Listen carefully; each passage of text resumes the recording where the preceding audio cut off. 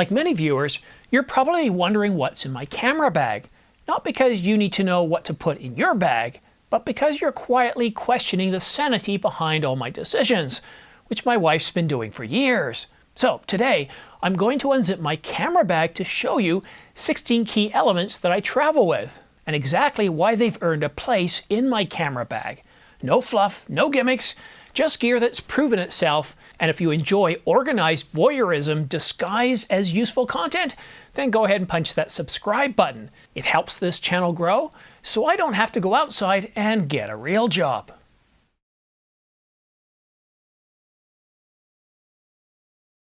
And the Canon EOS R5 Mark II, along with any other full-frame camera, easily fits in my camera bag. But as we all know, it's not the camera that matters the most, but the lenses and supporting accessories. The three lenses that I like to travel with are the RF 100 to 500 mm f4.5 to 7.1, the RF 50 mm f1.4, which is now replacing my 50 mm f1.2, and the RF 24 to 105 f4. Now, first of all, let's talk about that 100 to 500 mm, this guy right here. I love this thing. It's not my favorite lens, but it's in the top three, and that's why it goes along with me when I travel.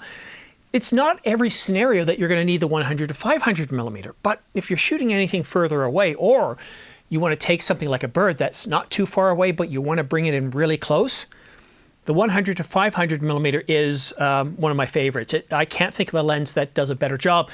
And compared to the 200 to 800 mm, well, this one's L series, so it's also better weather sealed. It's got better materials inside, so you can kind of beat it around a little bit and it's not going to fall apart. But the one thing that I really keep thinking as a selling point behind this thing that very few people really touch upon is how good it performs handheld. And because I shoot video most of the time, well, take a look at this. I'm on a boat shooting other boats, and just look how steady this is. This is 4K fine, 30 frames per second. Not 4K 60, and not 120 frames per second. Now, that's a key. If you're shooting on anything rough like horseback or a car that's bouncing around, 120 frames per second really slows things down and makes it look a little bit more cinematic. But that's what I wasn't doing there. That lens, that's why it's in my kit. And I'm going to show you my bag, my camera bag last. But what you can do with this lens is if you take the hood and just simply take it off, flip it this way here. This is not the hot shoe that comes with it. I've just got a plate on here, quick release plate, that will easily fit into what airlines call, not the carry-on that you put in the overhead, but everybody's allowed like a purse, for lack of a better word. And this easily fits in there, and I'll show you my bag at the very end, and you'll be surprised that this easily fits in there, and that's how I usually travel with this. Okay, so what about the other two lenses? Well, the 24 to 105, you might be wondering, well, why not the other two? Well, well, here it is right here, and that's why it's on my camera. I love the range of this lens. I love that it's an L series. I've taken this to Niagara Falls with me in the mist, and it's performed really, really well. It's a very solid lens. It's also a perfect travel lens. So why is it a better travel lens than the f2.8, for example? Well, the f2.8 is considerably longer. It's about this big. It's heavier. It doesn't work very well when I'm traveling. And what I tend to do is whenever I board the plane, now I usually don't have the microphone on top because that makes everything look big. And airlines, if you're packing a camera around your neck, they'll generally leave you alone as long as the lens is, well, a 24 to 105 or smaller. Now, I could put the 50 mm on there, but there's something I do with that myself. I usually just keep this on the camera. The reason being is sometimes I like to shoot things when I'm in the air, such as the takeoff and the landing. And sometimes I switch this out with a 50 mm. So I generally keep the 50 mm f1.4 in my pocket. That's key there, so I can switch them out because I don't want to be going back up to the top.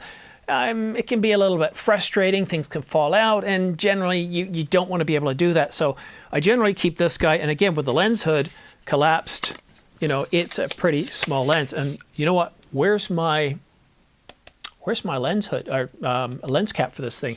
I was just using this, so that's probably upstairs on my desk. So both of these lenses I think are terrific. The 100 to 500. This is really good if I'm shooting. So sometimes I have to shoot videos for you guys while I'm, traveling. And I love the low light. I love the lightweight of this thing, but it's also, when it comes to the minimum focus distance, it's around 6 inches or 20 centimeters shallower than the 50mm f1.2. And of course, you've got that aperture ring. I just think this is a great lens for travel. So that's why it comes along with me, along with the 24-105. But one other thing is very important to travel with. You probably know, but you'd be surprised at how many people don't. Always have your lens cap on. This is an example of me not following the rules, and I should because I risk damaging the lens. And always have a lens hood. I saw a stupid article on Digital Camera World last year. I put a video out just bashing it. The whole point of the video is, do we really need lens hoods anymore? And unequivocally, yes, because there are people out there that don't have them on, they don't understand the purpose. Not only does having a lens hood on prevent stray light from coming in on angles and reducing your contrast, making your images look, well, like you were shooting log, it protects it. If you're a bit of a klutz, the amount of times where I bashed into something using the lens hood, it absorbs a lot of that impact and doesn't result in damage to your lenses. You know, it's safe. And if I look at some of my lenses that I've had a long time, you'll actually see scratches and all sorts of stuff to the lenses. So whatever you do, whenever you travel, don't sacrifice and say, oh, you know what? I've only got limited gear. I'm not going to take the lens hood with me, and I might even, you know, I'll leave the lens cap off too. Don't, whatever you do, those things are always in my camera bag. If I can't take the lens hood, I've either got one waiting for me or I'm not going to bring the lens. I've never had dust on my sensor, and that's thanks in part to this little blower. Well, it's not the only reason, but it plays a big part. Now, if I'm in a very sandy area, the wind's blowing, it's got sand and dust, I'm not going to change the lens. I'm going to find a place where I can do this. Even if I have to, you know, put a coat over my head and do everything underneath, I'm not going to do that because there's no way I'm not going to get any sort of dust or moisture inside there. But in most situations, even outside, what I do if I want to change the lens, I just simply detach the lens. So this is loose now, but because of the lens hood, it's safely secured to the table here. And this is the lens I want to put on. This is the 50 f1.4. So the first thing I do is I want to make sure that there's no dust around the lens mount. And then I quickly put the cap back on, but not securing it. And I find the red mark here, so I know where that is. And then I take the camera off. And what I do with the camera, I'm not worried about this guy yet. I then look underneath and I just give it a light blow because you don't want to push stuff in there. You don't want to go too aggressive. Just blow around the mount just a couple of times. And now what I do is just simply knowing where the mark is, take it off.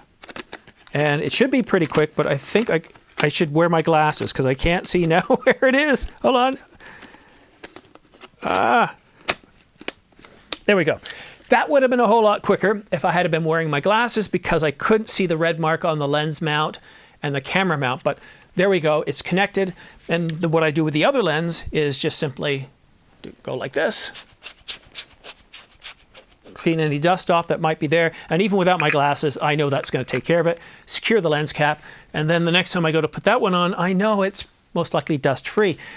And one of these, they cost about 10 bucks.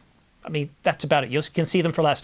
Now, this one here is a solid piece of plastic. It doesn't bend. The one that I travel with is upstairs, obviously. And I get the bendy one, so that way it's flexible in the gear and I don't have to worry about this thing snapping. But an essential piece of kit. And I'm not kidding you. I've never, ever had my sensors cleaned. Although technically, blowing to make sure there's any dust using this is technically a sensor cleaning, but I've never physically touched the sensor. And 10 bucks. The last thing you want to do is go to your favorite location with your favorite camera, dual recording, and you're dual recording that piece of dust in a spot that's going to be very, very hard to fix in post. Or worse still, you've got a whole series of them, right? And nobody wants that. So 10 bucks, that's it. That's just why this is always in my kit. And you know what? It squishes up too, like that, see? Especially if you've got the flexi one. Now it's time to turn our attention to memory cards. The reason I'm laughing is the amount of times I've actually gone somewhere without checking to see if I actually have memory cards inside the camera. Now the Canon EOS R5 Mark II takes CF Express Type B cards. It'll take V4, but it doesn't support V4 at this point, so it doesn't matter. It'll work with V3 or V4. So CF Express Type B cards, I think these things are incredible. Cost per gigabyte. If you've got a choice, don't even use SD cards unless you're using them for a backup. It really slows the camera down. The one thing I don't trust and rely upon is these plastic protectors, I guess. It's what you, if you buy, whenever you buy, not if you buy, but whenever you buy storage, it usually comes in something like this, and it's good enough for purchasing, but for traveling, first of all, you don't want a half a dozen or a dozen of these things rummaging around in your gear. They can come loose, can damage stuff. For memory card storage, I recommend the Pelican case if you're on a budget. I picked up a pair of these for around 20 bucks a piece. It's unlikely to burst open the moment they hit the ground, but if you're risking life and limb in the remote bush, or you're just prone to dramatic exits, well then the Angelbird Media Tank is a better bet. It's metal, it's rugged, and it handles X-ray machines with more composure than I do with airport security. And whether you get the Pelican or the Media Tank from Angelbird, they both come with a foam insert, so it is not shop resistance, it's shock resistance.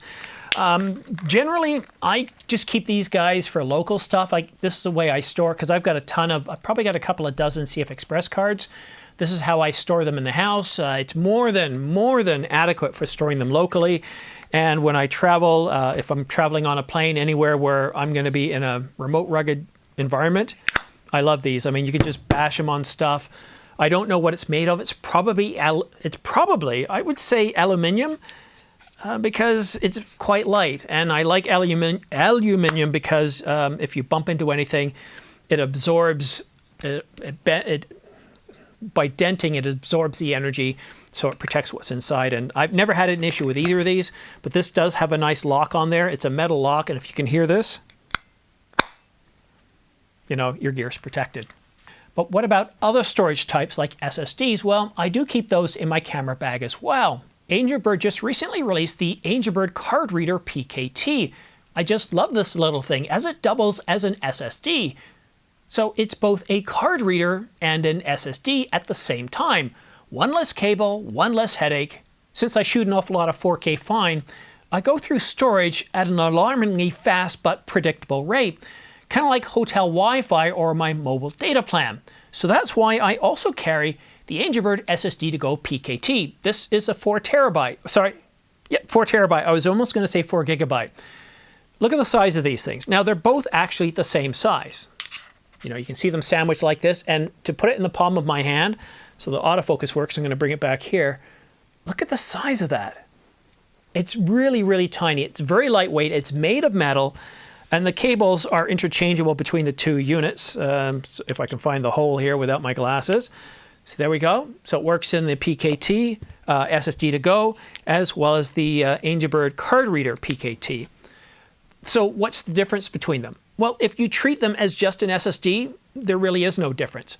Other than with the card reader, you can use it as a card reader and an SSD, and I believe it has one other option on the side of it here. Is it? Yep. So it has a little switch, and it turns white and red. And what is it called again? I forgot the name of the switch. It's either write enabled or write protected. What it essentially does is switch the unit between read only and read and write. So if you're connecting up to something in an airport lounge or in somebody else's office, obviously in an airport lounge you're going to use your own stuff, but you know what I'm saying.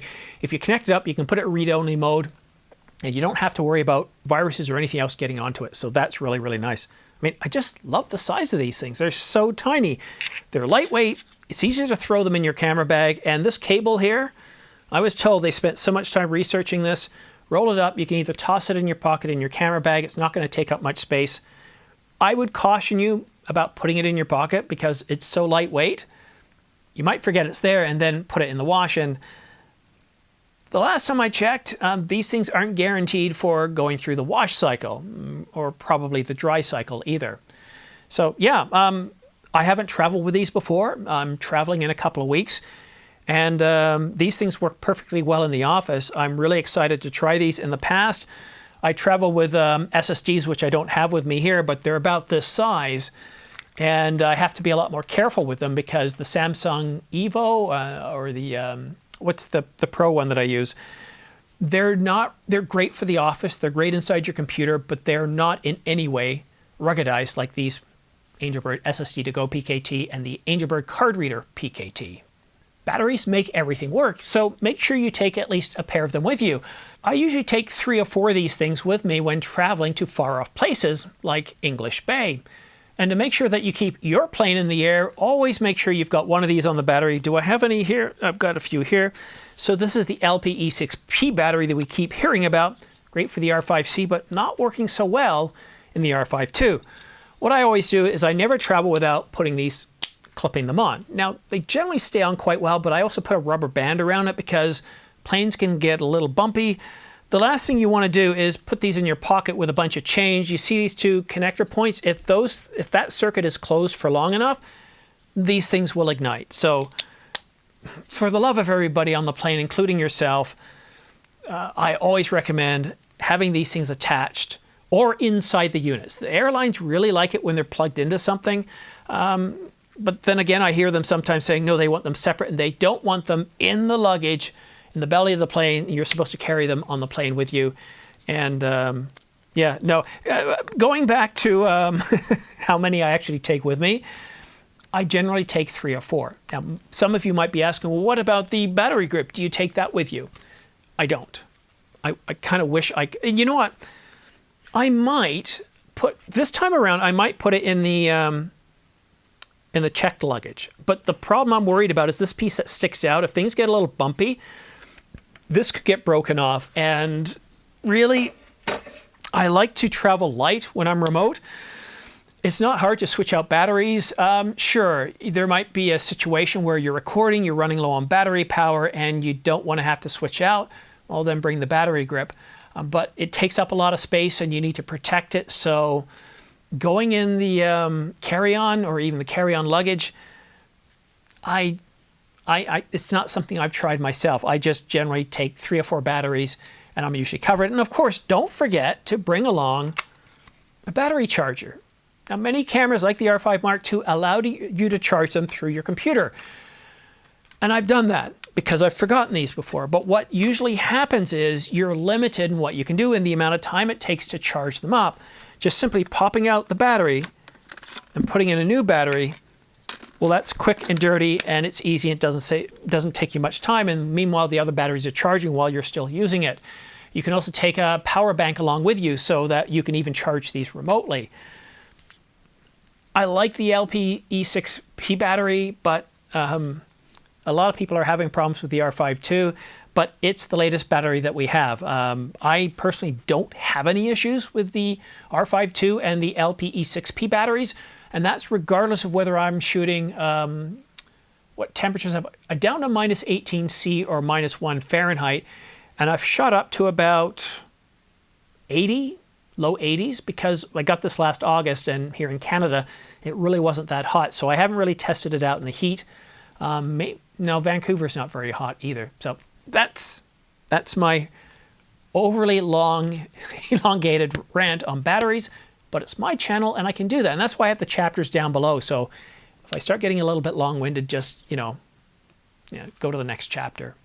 Whenever I talk about microphones, the eyes of photographers usually just glaze right over them. But even if you are a photographer that never shoots video, always take a microphone with you, even if it's just a small one. This is Canon's own microphone that goes on top of here. This is a Sennheiser that I also plug on top as a shotgun. This one here draws power directly from the hot shoe, so there's no cables. And that's really good if you're shooting in moist or dusty environments because you now don't have any ingress for the water, the moisture, or the dust to get inside the camera, because when you're using the cable, that flap is open and that's not necessarily a good thing. So why take a microphone? Well, just for those what if moments. Maybe you're in one of those situations where you know what, you want to take a little bit of video, but it's windy, and what's going to happen is your audio is going to be crackly and completely unusable. Yes, you can strip it off and it's going to work fine for you. You can put in some video later. You can even dub the audio over top of it. But just taking even a $20 cheap microphone or a lavalier mic, which like what I'm recording with right now, you see how small this is? This is a Tascam DR10L. Just put one in your camera bag, and then if you happen to need it, great. It uses standard batteries like AAA, so you're not going to be left out in the cold. We've just dropped 10 degrees in 10 minutes. In an hour, we're going to be below zero. We're going to freeze to death. According to YouTube analytics, a lot of my viewers are 40 and above. In fact, I would say a good solid 50 to 60% of you. So that means you probably have at least one prescription with you. I always have this on my checklist as well because sometimes I do forget. I don't like to put them in the checked luggage because that stuff gets lost. And the last time my wife flew, it got lost for 5 days. So medications, I always keep them in, even if it's, I don't take I take enough with me for the trip. Keep it in the same script. Don't put it in one of those Monday, Tuesday, Wednesday things because depending on where you travel, it could get you into trouble. Also, check ahead of time. If you're traveling outside the country, make sure that your medications won't get you in trouble. Some people are using cannabis, CBD oil, and various things. You want to check the location to see if you're going to have any problems because the last thing you want is get arrested because of what you're taking, or worse still, they have you throw the stuff out because they have no way of validating what it is you're bringing into the country.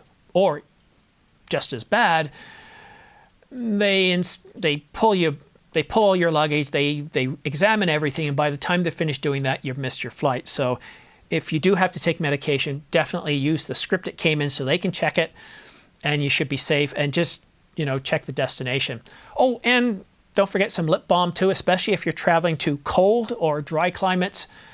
It's amazing how wonderful that is. But now it's time to talk about my camera bag. And I did forget to mention this too. This is one of those pens with like a little duster at this end of it. I rarely use this. The blower usually works better, and of course it's not touching anything. If I'm going to touch the glass itself, I want to be in an office space where I can control the environment. So I rarely use that. So my camera bag is a Low Pro.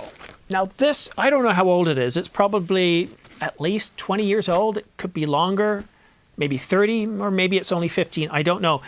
The handle's a little bit rough. It doesn't look new. And that's the way I like it. And this camera bag, this actually fits. I'm trying to make room on my table here, my limited table. I probably need to upgrade this. Let's move that around here. And so if I take the 100 to 500, just change the lens hood. I've got a whole bunch of hidden compartments in here, so I'm not taking those out, but you can see it easily fits with room to spare. Now, some airlines will say, okay, the dimensions aren't the way they would like it, but the nice thing about this Low Pro is you can squish it. It can fit. So and what they're concerned about, well, the ones I fly with, can it go under the seat? And yes, it definitely can. So I usually put the 100 to 500 in here because I don't like to trust anything else happening. I like to have it right beside me. And sometimes I'll put stuff in the carry-on above as well. So what I love about this is it's very small. It's not too heavy. I used to have one of those big backpacks. Hated it. Constantly sweating, even in temperatures around 70 degrees. Didn't like them at all. I like something lightweight. This will fit. It's even got spots for where you can put your memory cards in here. It's got spots for batteries. It's really good. What's the version that they have now? Well, I can put the lens back. I'll probably just put it on the side here. But I think the replacement for that one right now is selling for anywhere between $80 and $130. That's very reasonable, very affordable. And I find that that size is more than acceptable. Now, I do cheat a little bit here because I keep talking about that carry-on bag, the one that gets put in the overhead bin. So I've got this and my carry-on that goes on the overhead bin. They do have different terms for it. So for the ladies, they would call this their purse. This is just my carry bag. I forgot what they call it. And then, of course, you've got your bag that goes in the overhead bin. And then if you happen to travel with checked luggage, that's something else.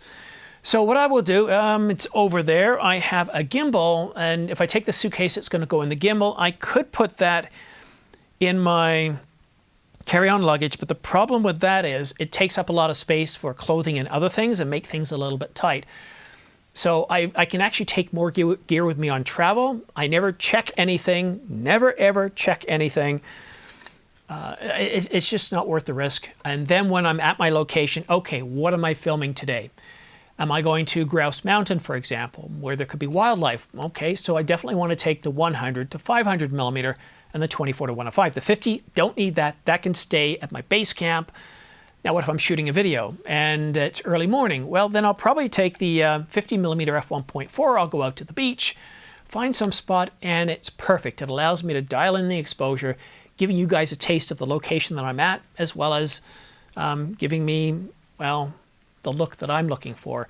So I find that carry bag to be the best for me, for what I use. And that, in a nutshell, folks, is my carry-on, what's in my camera bag, at least here in 2025. Is there anything else that I've forgotten? I put stuff on my desk so I wouldn't forget. Oh, yes, there is. This is also part of my carry-on as well. I actually have a little purse. It looks like a little purse, but it's not. It's kind of stylish. I don't have the right term for it. A few moments later. Not very big. It's very squishy. And what do I put in here? Cables, earplugs, eye masks, adapters, bigger adapters where I can plug this into my laptop, because the laptop I travel with only has 2 ports. This is big enough, this is sufficient enough that if I want to do a live stream from the remote location of a beach somewhere in British Columbia, not only can I do it, but I've done it. So this, because it doesn't carry anything breakable, it's got lens cloths in it. It's also got some of these things which I say don't use. What else do I have in here? Screen cleaner. This I usually put in my carry-on bag that goes in the top bin. So let me know what you think of this video. Did it actually help you to see what's in my camera bag? How does my bag differ from yours? Keep in mind that most of what I shoot is 4K fine with the Canon EOS R5 Mark II. I don't shoot a lot of stills, and usually when I need a video, some stills for social media, the R5 Mark II's video in 4K fine is so good, I just usually use some sort of frame grab, and honestly, it works really, really well for doing thumbnails and all that stuff. So I'm not having, because you have no idea how hard it is, unless you do this, to switch between video and stills all the time. I find it very, very hard to focus. You miss the stills you wanted to catch, or you miss the video that you wanted to catch. I usually find it's best to stay on one and then maybe go out one day and say, you know what, today I'm just shooting stills. Really think of, that's why we have shot lists, right? So we don't mix things up. Thank you so much for watching this video to the very end. One thing I do ask, if you're interested in purchasing any of this gear here, just simply use any of the affiliate links I have down below for Adorama B&H or Amazon.com, because if you do purchase using those, I get a small commission back. Even if you click on a link for an R5 II and don't buy that, but buy some batteries or an SSD to go with CF Express card, then I get a small commission back, and it really does help support this channel. And if you want to get a glimpse of what goes on behind the scenes, well, then click that join button and take a look at my membership levels. But that's it for now, guys. Thank you so much for tuning in, and a big thanks for the latest members joining this channel. Cueing them now.